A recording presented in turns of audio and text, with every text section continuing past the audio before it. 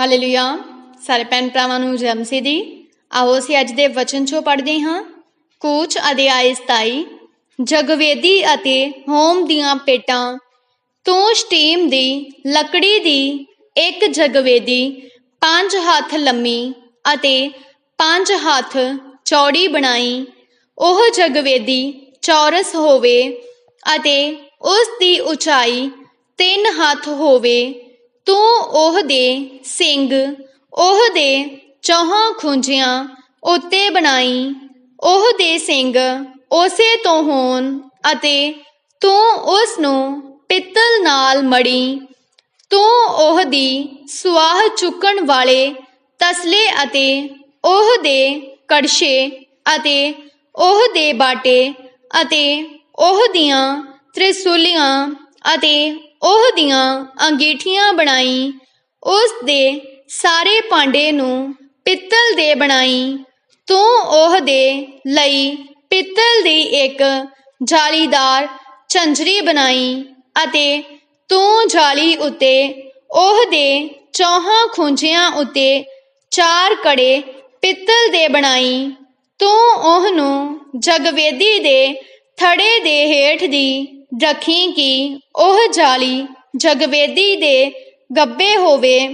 ਤੂੰ ਜਗਵੇਦੀ ਲਈ ਚੌਬਾਂ ਬਣਾਈ, ਅਰਥਾਤ ਸ਼ਟੀਮ ਦੀ ਲੱਕੜੀ ਦੀਆਂ ਚੌਬਾਂ, ਅਤੇ ਤੂੰ ਉਹਨਾਂ ਨੂੰ ਪਿੱਤਲ ਨਾਲ ਮੜੀ। ਤੂੰ ਉਹਦੀਆਂ ਚੌਬਾਂ ਨੂੰ ਕੜਿਆਂ ਵਿੱਚ ਪਾਵੀਂ ਅਤੇ ਉਹ ਚੌਬਾਂ ਜਗਵੇਦੀ ਦੇ ਚੁੱਕਣ ਲਈ ਦੋਹੀਂ ਪਾਸੀ ਹੋਣਗੀਆਂ। ਤੂੰ ਉਹਨੂੰ ਫੱਟੀਆਂ ਨਾਲ ਖੋਖਲਾ ਬਣਾਈ, ਜਿਵੇਂ ਤੈਨੂੰ ਪਹਾੜ ਉੱਤੇ ਵਿਖਲਾਇਆ ਗਿਆ, ਤਿਵੇਂ ਉਹ ਉਸ ਨੂੰ ਬਣਾਉਣ। ਹਾਤਾ। ਇਸ ਪ੍ਰਕਾਰ ਤੂੰ ਡੇਰੇ ਦਾ ਹਾਤਾ ਬਣਾਈ।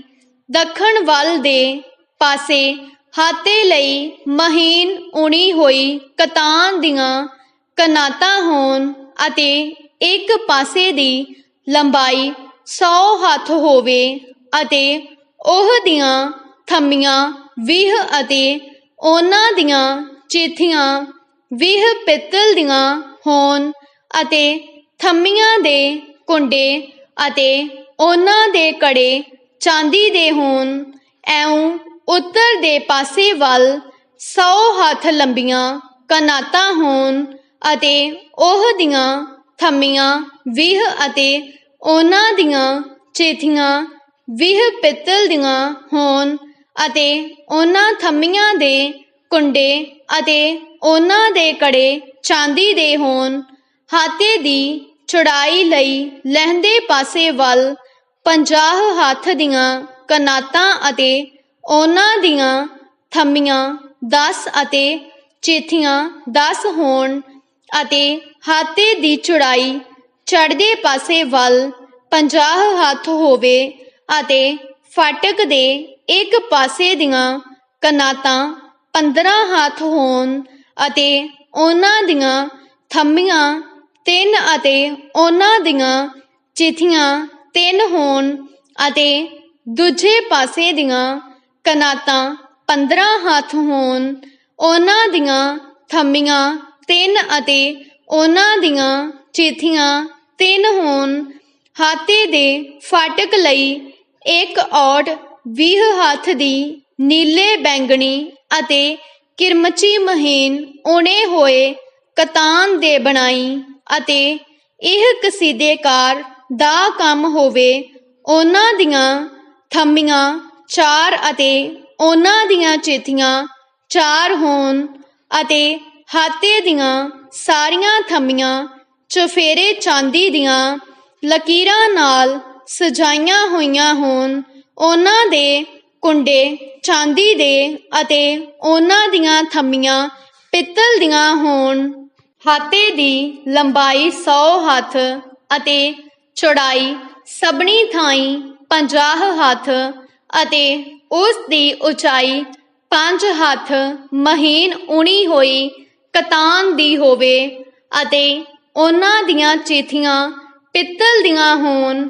ਡੇਰੇ ਦਾ ਸਾਰਾ ਸਮਾਨ ਜਿਹੜਾ ਉਸ ਦੀ ਸਾਰੀ ਉਪਾਸਨਾ ਲਈ ਹੋਵੇ ਅਤੇ ਉਹ ਦੀਆਂ ਸਾਰੀਆਂ ਕਿੱਲੀਆਂ ਅਤੇ ਹਾਤੇ ਦੀਆਂ ਸਾਰੀਆਂ ਕਿੱਲੀਆਂ ਪਿੱਤਲ ਦੀਆਂ ਹੋਣ। ਸ਼ਮਾਦਾਨ ਲਈ ਤੇਲ।